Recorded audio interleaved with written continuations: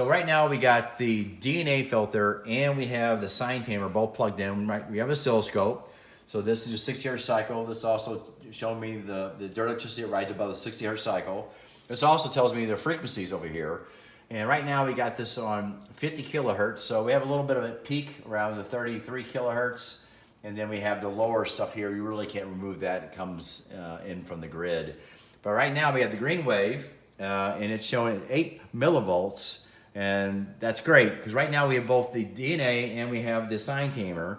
The DNA filter also acts as a surge protection, so you get two for the price of one. And this is pretty interesting. We're going to go ahead and unplug the sine tamer, and we're going to unplug the DNA.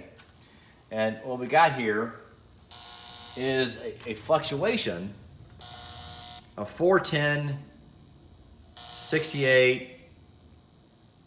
410. Usually the top one there shows me the peak, but it's just not doing it that way. So we have an oscillation going on here. Probably something to do with the electrical panel, with the meter and electrical panel. I think we have two neutrals coming into the box.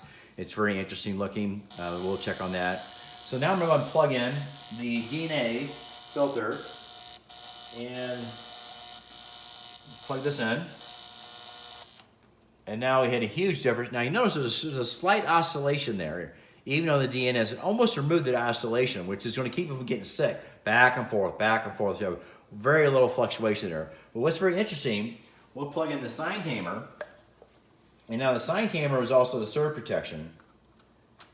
Now that keeps it at 8, so it eliminates the oscillation.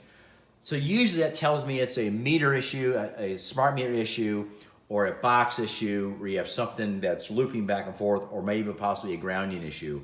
But we don't have an outside grounding electrode, but we do have the ground bond wire attached to the water pipe.